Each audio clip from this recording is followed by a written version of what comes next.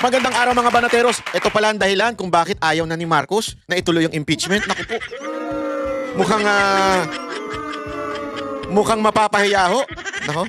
Sa tingin ko kaya ito ho mga kababayan tila ho umaatras ng bayag ito si Marcos na ituloy yung impeachment. Pakinggan po natin ang bagong press ko noon, yung kanyang mong kapatid mismo. Nabubulol na ako sa iyo. Na pagka pinag-uusapan si Marcos talaga nabubulol ako. Oh, anyway, pang-usapan po natin ito ha. Kasi alam nyo, may punto si Aimee ngayon ha, may punto si Aimee. Tama si Aimee dito ha. Oh, ayan ha. Sabi ko naman sa inyo, pag tama, palakpakan, pag mali, banatan. Oh, mga Aimenatics, palakpak kayo na. Oh, ito na, pag-usapan po natin ha. Ito sa tingin ko, tama din yung sinabi niya dito eh. Kaya medyo, kung mapapansin niyo, may sinabi nga si Dilima eh. Sabi ni Dilima, kung ayaw niya pala, sana hindi na lang siya nagsalita. Sabi ni Dilima kay Marcos, kung ayaw niya pala, sana hindi na lang siya nagsalita pa kasi para hindi mix ang pinapahatid na mensahe sa taong bayan. Alam mo, hindi mix ang pinapahatid ni Marcos sa taong bayan. Talaga pong ayaw na niya. Alam niyo kung bakit? Oh, eto kasi pakinggan natin. Relax. Ni Senator Aimee Marcos mismong administrasyon ang ayaw daw na matuloy ang impeachment trial ni VP Sara Duterte. Nauna sa balita live si News 5 correspondent ng Senado, si Mian Los Baños. Mian, paano yan nasabi ng presidential sister? Hi Bok, magandang hapon sa iyo. Naniniwala nga si Senator Aimee Marcos na hindi lang yung mga senador na maka-Duterte gaya nila, yung mga galing sa Duterte Bloc, ang gustong ipabasura yung impeachment case ni Vice President Sara Duterte. Tingin niya, baka daw o duda niya, baka maging mga taga-administrasyon ayaw na ring ituloy ang impeachment trial na yan dahil mukhang kapos sa boto para daw makonvict si VP Sara. Yan ang paniniwala ni Senator Aimee Marcos. At tingin din daw niya, may ilang mga senador na parehas ng paniniwala sa kanya bagamat hindi na niya inisa-isa o pinangalanan ang mga ito. Bok, narito yung bahagi ng pahayag ni Senator Aimee Marcos. Pakinggan natin. Mismo yung admin, sa palagay ko, interesado na mawalang bisa na yan kasi kinakabahan din na matalo. Aminin natin. Di ba mas mahirap, mas nakakahiya kapag nagkaroon ng paglilitis at matalo? Ang akin lamang, ang duda ko, hindi lamang ang sinasabi o tinatawag na mga Duterte ang interesado sa pag-dismiss. Ang pakiramdam ko, mismo ang administrasyon ay may mga grupo na nagsasabi na wag nang ituloy at baka mapahiya lang sa numero. Yan. So parang sinasabi ni Aimee ngayon mga kababayan, mapapahiya ako kasi kung itutuloy. Kasi tandaan ninyo, at least 1/3 of the House, ibig sabihin yung Senate, o kung 24 ang Senado, abay kailangan po at least man lang 16. 16 ang kailangan bumoto upang i-impeach si VP Sara Duterte. Mga kababayan, wala na po silang bilang na ganyan. Una-una, suicide yan sa kanilang mga karir kung boboto sila ng ganyan. Kaya nga, sinasabi dito ni Aimee na mukhang malabo at sinasabi niya talagang, kaya siguro ayaw na rin ni Marcos kasi mapapaya sila. Mantakin mo, napaya ka na ng 2025, mapapaya ka pa ngayon, di ba? Gago! Nakakahiya naman sobra-sobra nun. At isa pa, hindi lang po yan, ako meron pa akong ibang pananaw at sigurado ako sa inyo, marami pa kayong pananaw. Hindi lang po yun. Kasi kung matatandaan ninyo, kahit po si VP Sara Duterte gusto niyo matuloy. Bakit? Siya yung dito siya yung delegates, pero bakit niya gusto matuloy? Baka merong pasabog. Hindi, sandali, linawin natin. Alam mo naman, maraming tanga dyan lalo na sa Malacanang. Pag sinabi nating pasabog, hindi ibig sabihin bomba.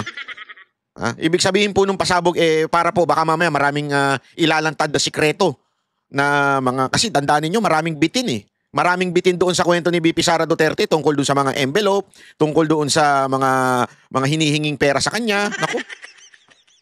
Ladies and gentlemen, pag nag-impeachment, ano po yan? Talagang nationwide. Actually, baka nga hindi lang nationwide, baka buong mundo manood dyan. Kahit yung ibang foreigner, manood po dyan. Siyempre, grabing ingay ng mga Duterte sa ibang bansa So baka mamaya mas lalong mabuking yung administrasyon. Kasi dyan maglalabasan yung mga nanghihingi. Di ba? O mga kumukomisyon. So talagang sa tingin ko, kaya nga gusto ni VP Sara Duterte. Kaya nga alam mo, nung una, hindi ko naintindihan yung punto rin ng ibang mga senador, bakit gusto nilang matuloy. Kahit sila ay kaalyado ni Pangulong Duterte. Bakit nila gustong matuloy? Kasi pala, sa tingin ko, meron silang gustong lumabas na mga sikretong mabubunyag. Kasi ultimo si VP Sara gusto niya lumabas Di ba? Gusto niya mismo talagang harapin. Although yung abogado niya, of course, if you are a lawyer, you would rather not go to that matinding trial. Kaya malupitan po yan, ubos oras lahat, marami yung maantala na trabaho dyan. Kaya nga sa tingin ko, tama ito sinasabi ni Aimee Marcos na sinasabi niya ngayon na baka ayaw na rin talaga ng administrasyon. Hindi lang ako sa tingin ko, hindi lang dahil sa bilang, kung hindi maraming mabubunyag, di ba, na sikreto at kabahuan ng administrasyon na ito. Olat na nga sila, mabubunyag pa yung sikreto, kawawa na ang 2028. Hindi, kaya nga tingnan ninyo. Bakit mismong si Speaker Romualdez medyo, nung sinabi niya, galangin na lang natin ang si Chis Escudero kung anong gusto niya. Hindi, alam mo, ito mga kababayan, siguro nung una, syempre, gusto nilang matuluyan o mag-ingayan kasi tandaan ninyo, nag-eleksyon, di ba? Akala kasi nila, ang purpose nila, i-damage ang mga Duterte. Yun ang kanilang purpose damage ang mga Duterte sa 2025. Eh nung hindi naging effective, wala nang purpose yung impeachment.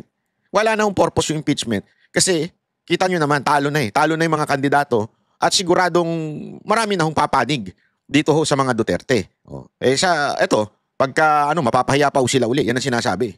Pero Bok, balitang-balita kahapon yung umikot na draft resolution para ipabasura yung impeachment complaint. Ilan bang draft ang nakaabot o umikot dyan kay Senator Amy?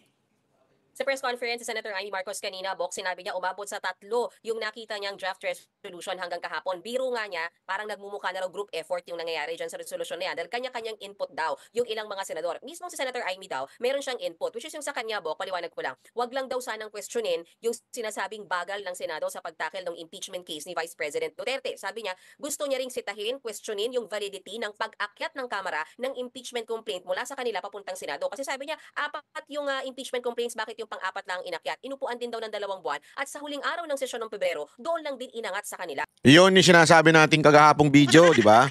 Tayo na, lagi silang paulit-ulit na portpid nyo yan. I-portpid nyo mga mukha nyo. Kayo nga pagkatapos ninyong i-late ipasa yung impeachment complaint, portpid kayo. Ngangaragin nyo Senado ngayon. Gusto nyo, kung ano yung ginawa ng Kamara na hindi na dumaan sa due process, gusto nyo ganun din na Senado. Tapos ang dahilan nyo, dahil portpid nyo yan. Yeah. Itong mga alam mo yung mga bobo, lalo na yung mga bobong vlogger nila Marcos. Gamit sila ng salitang portpid, di naman nila maintindihan. Alam mo, bobo Mantakin mo ngaragin nyo yung Senado dahil sa hindi nyo pagdaan sa tamang proseso diyan sa Kamara, ngangaragin nyo nga yung Senado. Tapos isadahilan nyo yung portpid. Mga gunggong pala kayo, kung binigyan nyo sana ng 20th Congress yan, di mahaba ang panahon para talakayin yan. Di ba? Binadali ninyo. Bakit? Akala ninyo madadamage ang administrasyon ni Pangulong Duterte o yung kanyang mga kandidato, di ba? Wala.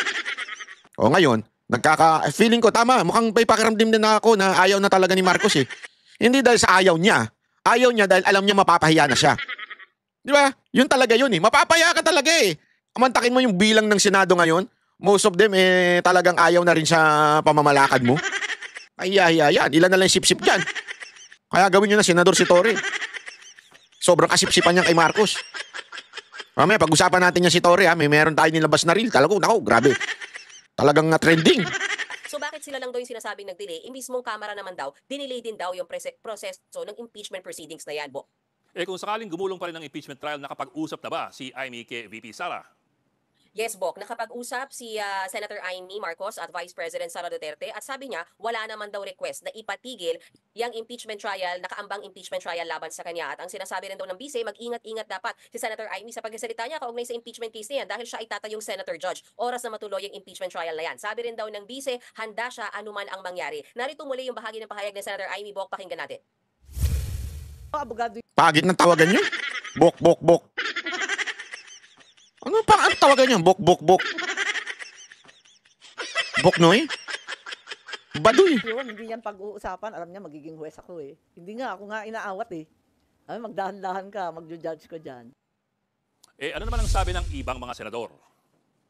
Bukod kay Senator Amy Marcos, nagkaroon din ng press conference kanina si Senator G.V. Ejercito. Sa kanya, sa gitna ng mga ingay, kaugnay dyan sa impeachment case na yan, tuloy ba o hindi, sabi niya, duty ng Senado na itakil yan. So dapat kahit anong mangyari, dapat talaga mag-proceed sila, mag-convene sila as impeachment court. Sabi niya kung dati ayaw niya ng impeachment trial dahil lalo lang magkakagulo-gulo, divisive yan. Sabi niya ngayon, dapat ituloy. Sabi niya, i-present yung mga ebidensyang kailangang i-present. Maski sa Senator Coco Pimentel, meron din siyang statement na sinasabi niya, pinaabot niya sa ating mga membro ng media. Sabi niya, Bok, unconstitutional na i-dismiss yung impeachment complaint na yan. Dapat ituloy yung trial, ilabas ang ebidensya, bigyan ng pagkakataon yung na-impeach na opisyal na idepensa ang kanyang sarili, Bok. Okay, live na ulat Bok.